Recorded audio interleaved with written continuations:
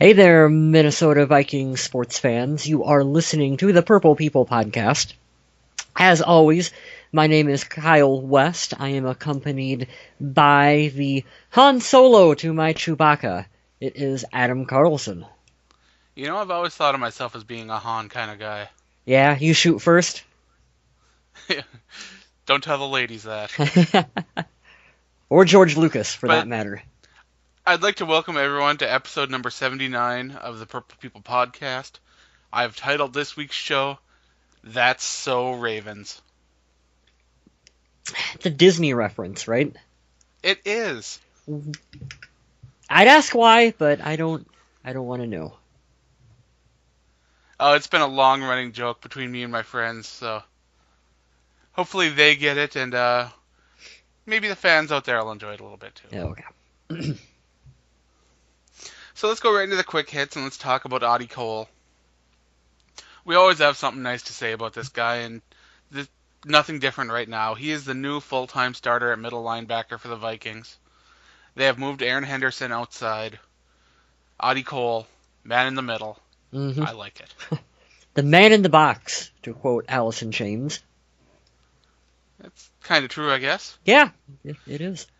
We did get some bad news, though. Two players will be placed on IR, Kyle Rudolph and Greg Childs. I'm not really surprised by either of them, all things considered, where the Vikings are at in the season. Just putting Kyle Rudolph up there on the shelf and letting him get healthy for next year makes perfect sense. And Childs, it really didn't make any sense for them to do anything with him other than continue to let him get healthy and come back in training camp next year and see what he got. Right. hmm What is nice is that they're going to be able to stash him, so they won't have to use another high draft pick or even medium draft pick on a wide receiver in this draft unless a really good one falls in their lap. hmm Xavier Rhodes, ankle. He's day to day with that. He's not expected to play on Sunday, but I we'll see. heard the latest I heard on Twitter as of this recording is that he could miss a couple of weeks with that injury. Right, another guy that's day to day is Brandon Fusco with that knee, so hmm we're still not sure what to expect from him. But a guy who we know won't miss any more time is Christian Ponder. He has been cleared to return. Which means Woohoo. he will probably be our starter next week, right? Oh, sure. Yeah, sure, why not? You know who won't be starting next week, though? Most likely is John Carlson. hmm John Carlson left the game last week with a concussion. He has a pretty bad history of concussions as far as players go, and honestly, I think it's going to take him a while to clear this concussion protocol, maybe even several weeks. So we could see a lot of Chase Ford or Red Ellison playing that role I in the upcoming believe weeks. I believe it is concussion number 5 for John Carlson, Yeah, and not this good. definitely not. Same thing with Rudolph and Childs and Adrian and all these other guys. Just put him on the shelf and give him time and regroup and come back next year. I've been reading so many contradictory reports about Adrian Peterson. He will play, he won't play, he wants to play, all this kind of stuff. I don't even know what to think of that anymore. It's no one. I don't think anyone knows right now precisely what's going on with Adrian. I don't even think they've announced if the MRI has came back yet. They have no ligament damage, so that's definitely good news. It's hmm just a sprain. I At don't least that's think. what I read.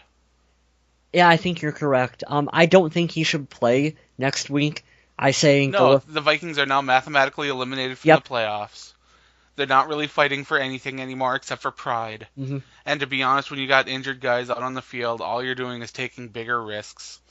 And plus, to make things make a little even more sense, the team has a lot of players that they have to evaluate. hmm And Toby Gerhart is one guy right now that's trying to make a payday.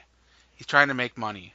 So let him go out there, run the football, and then see what you got behind him. Play some Matt Asiata back there. hmm Do what you got to do. See what you have. See what you need. And that's what these next couple games are going to be. Yeah, to me it doesn't make any sense. Adrian Peterson is the face of our franchise, and we want him for years to come here in Minnesota. Absolutely. And the risk reward at this point is not worth it.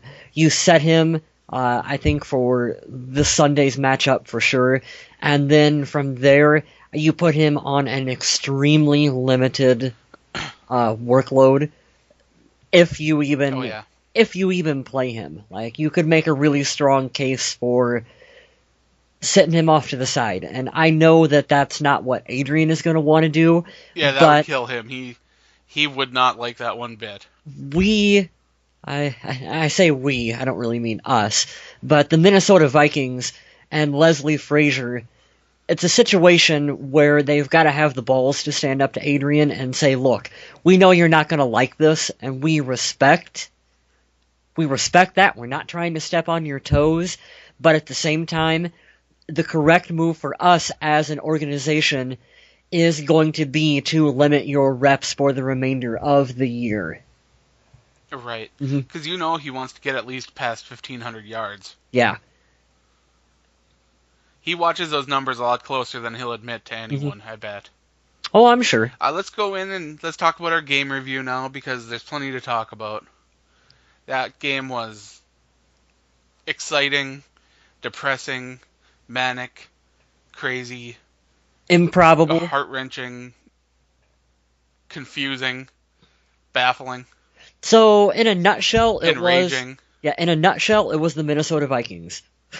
It was Vikings It football. is Vikings football at its best and worst. Full disclosure for everyone, I only seen the fourth quarter of the game. I had to work, so I missed everything leading up to that. But watching the fourth quarter, I got to see all the interesting parts of the football game. That's for sure. Yeah, I'm sure you got to see the footage of Adrian writhing in pain, because I think I saw that 500 times again. Yep, I seen it on NFL Network. The only highlights you'll see on SportsCenter or on NFL Network when it's a Vikings game is an injury. Yeah. Especially if it's Adrian Peterson, you'll see it hundreds of times. He breaks a 70-yard touchdown, you never see it. He sprains his ankle, you'll see it 700 times. And that's something that, man, and of course I watched it after the fact, already knowing that he was basically fine. But you still hold your breath as a Vikings fan when you see Adrian down and screaming in pain like that, because he means so much to the company and to the fans, and we all love him so much as a player. And you don't want to see something. You don't want to see him get hurt and his career to be shortened. You know, kind of like what happened to Barry Sanders. You don't want to see that happen to Adrian Peterson. No, we want him to stick around as long as he possibly can. Oh, of course. As long as he's effective, we want him in Minnesota. Mm-hmm. But let's give away our game ball and name our donkey. Okay. Now, I got a good feeling about who you were going to give your game ball to, so I'll let you go first. I'm actually split. So I'm gonna chop my game ball in half, and one half of it I'm gonna give to Toby Gerhart for coming in. Man, that 41-yard touchdown, where for one thing, he had like a huge hole to run through, and then he plowed through a couple guys there at the end to actually bring it in for the score, and I like that, like seeing that from Toby. So he gets half my game ball. My other half I'm gonna give to Cordero Patterson. 5 receptions, 141 yards, a 79-yard touchdown. If you squinted hard enough, man, he looked like Randy Moss on that touchdown catch. He is the best parts of Percy Harvin combined with the best parts of Sidney Rice rolled up into one player. Wow. He has such a bright future for the Vikings, and the best part of Cordero is he, fingers crossed, doesn't appear to be injury prone like what Sidney was, and he's not Percy was. Or Percy, and he's not a diva like what Percy Harvin was. So bright things in store for Cordero here in Minnesota. Now, I had 2 guys down for my game ball, and I figured that you would use Cordero. Mm-hmm. So let's say you forgot about his 4 kickoff returns for 111 yards, which is pretty sweet. Didn't even mention that. Can we go for Rookie of the Year for him yet? No way. You don't think so? No. If I were voting in Rookie of the Year voting, I would vote for Kiko Alonso. I'm voting Cordero Patterson. But that's my Minnesota bias coming through right there. Kiko Alonso's having a huge season and no Yeah. one's seeing it. It's so sad. But my game ball goes to Chad Greenway, another linebacker. 9 tackles, 2 assists, 1 interception, a phantom pass interference call again from the same officiating crew that from the 2009 game. It's our friends from the Saints 2009 game.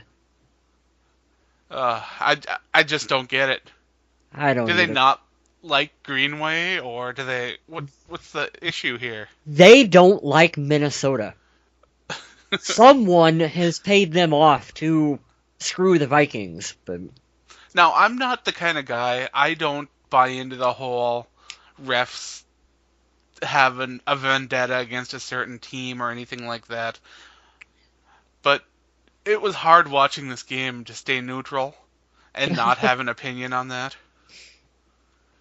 I mean, after that Toby Gerhart, and I'll use air quotes on this fumble, I don't know. I didn't see that one, and I can't seem to find a highlight of it anywhere on the internet, but from what I've seen, it sounded like a pretty BS call. Oh yeah, I don't think his knee could have been down any more than it was. But let's go into talking about donkeys, because I bet you got a good donkey. You know, I didn't see enough of the game to actually label a donkey, so I don't have one for this week. Oh, I see. Well, I am going to give one away, and it's to a guy that I don't know if I've given one to, but has deserved it on a couple times here, and that's Chris Cook. He got beat on in coverage. He got targeted a ton. Xavier Rhodes did a great job of shutting down the other side while he was in there. And Chris Cook just got picked apart. Then as soon as I don't know. As soon as Cook left the game, I actually felt like the coverage got better, Yeah, which shouldn't be possible. but it is, because Chris Cook is basically worthless at this point. He'll be gone. The writing it's on the wall, and it's wrote in neon green paint at this point. Like, it's over. It's like I keep saying about Cook. He's got all the physical tools, and he's got all the talent, but he just can't do it. He can't put it together. He can't stay healthy.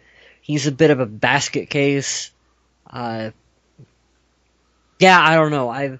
I've talked so much about Cook in the past that I really don't have anything new to add to it. Like, you guys know how. Right, I just wanted to glance on Yep. him a little bit more Yep. because, he was my donkey. Mm-hmm.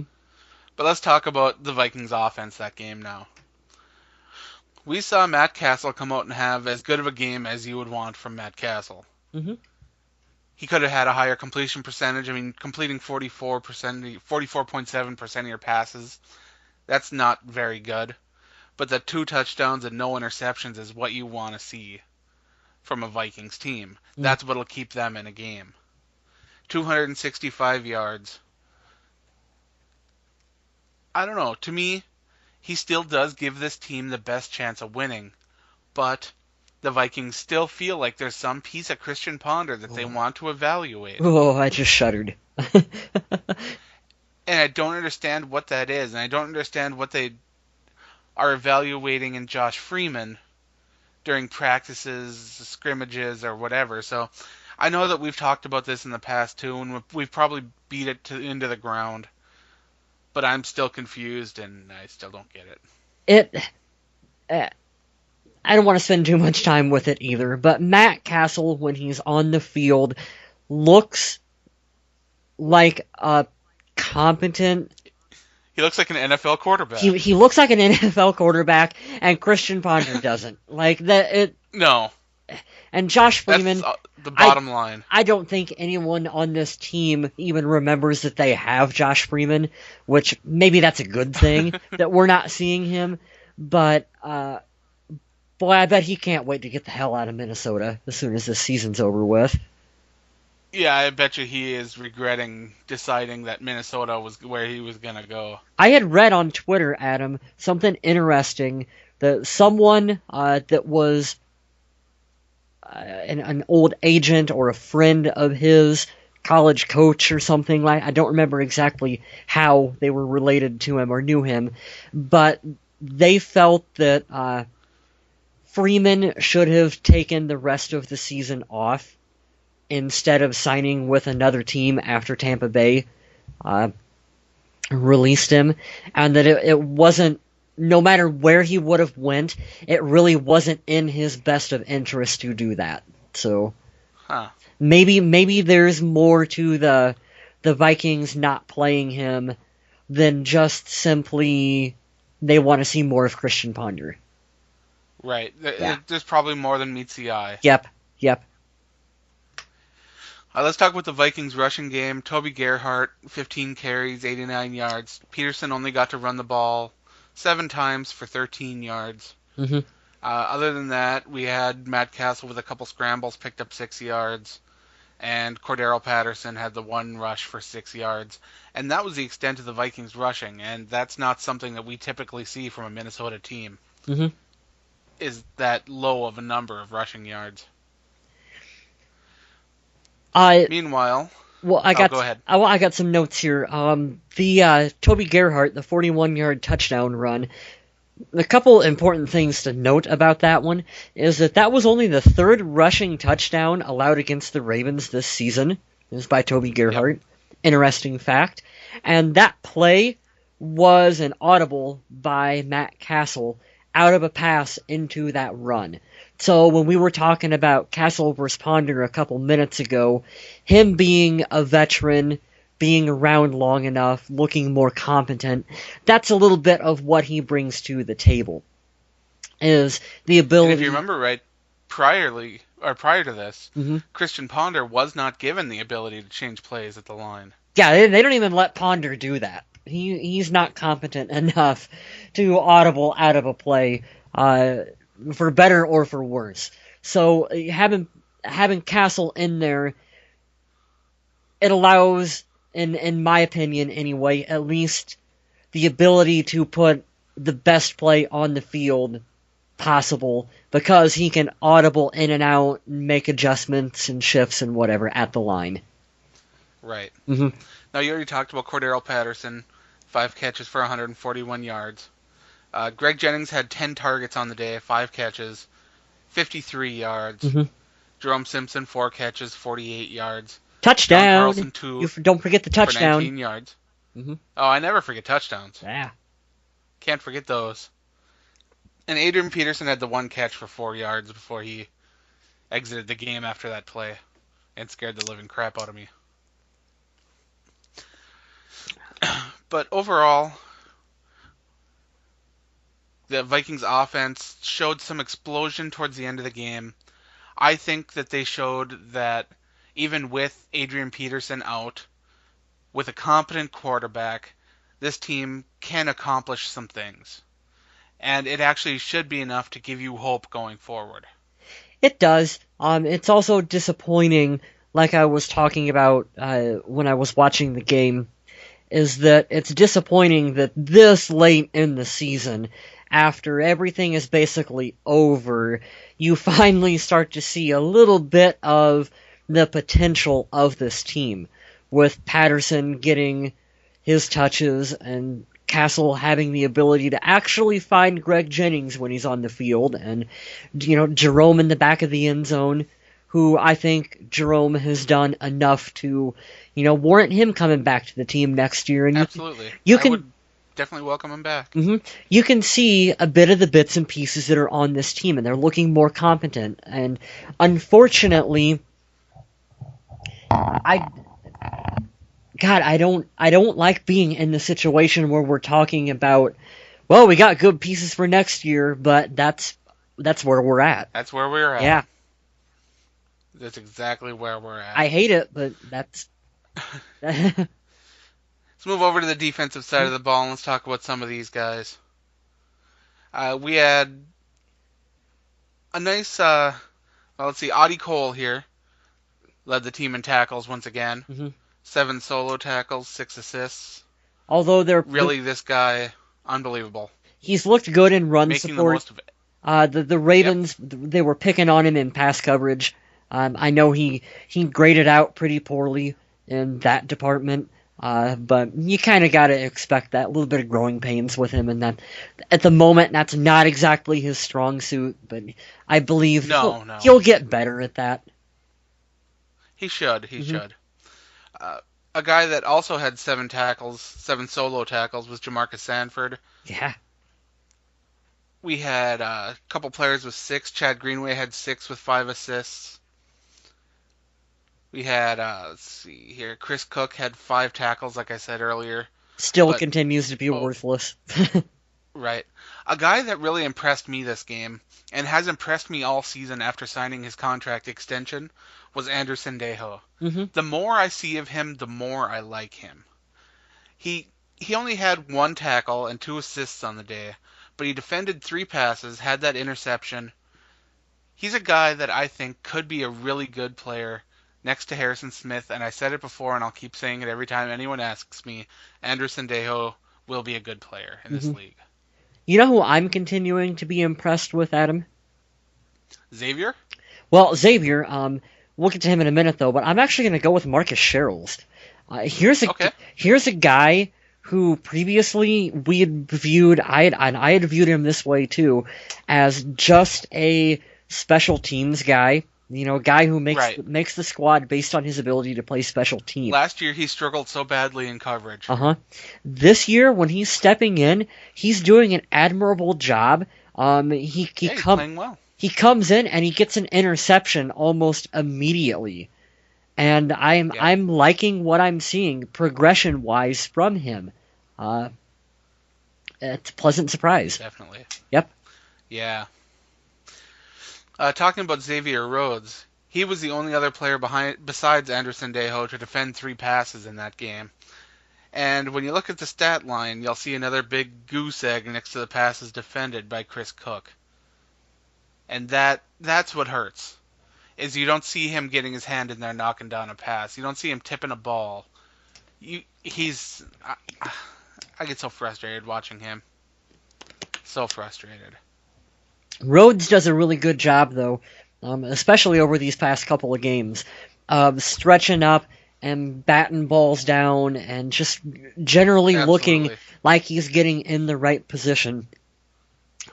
My concern with him, and I know I've said this before, is he needs to stay healthy. He's Yeah. he seems With how to physical he is, uh he huh puts a lot of pressure on his body. yeah, he seems to just every game he's not quite finishing, or he's getting banged up, or we're talking about him after the game injury wise, and if he can stay healthy, he's going to be a darn good player for a long time. Absolutely. If he can't, unfortunately, he could have a short career. I don't want to jinx him, hopefully, by saying that, but that could be what you're looking at with him. It's true. When I was going through my donkeys, I almost made Aaron Henderson my donkey. Because moving to the outside, he only had 1 solo tackle on the day. And to me, that is pretty unacceptable. Yeah, I expected more from him as well, too. But he is readjusting to a new role, so give him some time. Hmm. I know it's a role that he had previously, but still. Well, you know, you don't do something for, what, year and a half. It'd take you a little bit to get back into the swing of things. Now, when you were listening to the pressers, Coach Frazier stressed one thing, and one thing many times.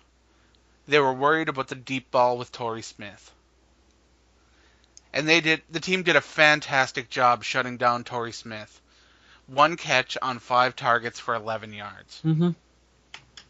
He did get that 2-point conversion, Oh. but that was after Rhodes was out of the game and everything like that. So the Vikings accomplished their goal. They shut down the long ball for the most part until the end of the game, of course. That was a crazy end finish to the game. Oh, yes. Mm-hmm. We had Blair Walsh go perfect on the day. 2 for 2 for his field goals. Hit all his extra points, which is nice to see. I always love to see that. Mm-hmm. Otherwise, that's pretty much all I have. the Vikings did keep Flacco in check, which I don't know which side of the conversation you're on, whether he is an elite NFL quarterback or not yet, or whatever the debate on Flacco is. But the Vikings did a pretty good job with him. I'm on the viewpoint of Joe Flacco's better than anything we got on the roster, quarterback wise. So that makes him pretty good. He's better than what we got. That's your explanation. Yeah, he's better than what we got. So yeah, we'll respect him. Definitely. Let's take a look at next week's game. The Vikings will have a home game against the Philadelphia Eagles.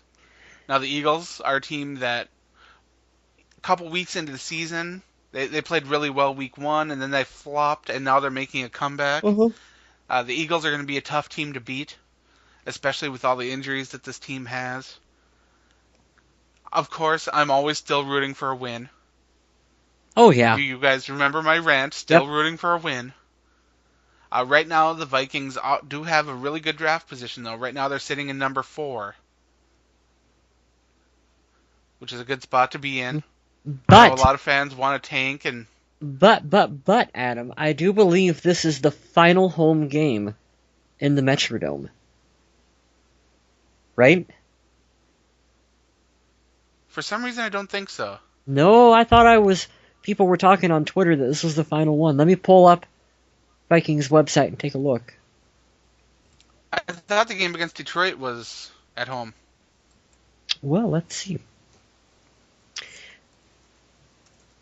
This is the thrilling part of the show where me and Adam are both simultaneously on the computer at the same time. Yeah, we're Google racing right now. Sadly, his computer is probably about 10 years newer than mine, so he's probably going to beat me to this. Let's see here. What am I looking at? I can't even read this crap. I'm looking at the swirling logo for Google Chrome telling It me looks I'm like thinking. the Lions game is a home game. Yes, it is the Lions game at Mall of America Field. So, Yes, second that is the home closer. Eagles, correct myself, that will be the second to last home game at the Metrodome. My point is that there's not too many games left in the Metrodome, and I really feel like the Vikings need to win at home, just because. Now, I'm going to beg a little bit here. Vikings fans, please, please, please continue. Go watch the Vikings.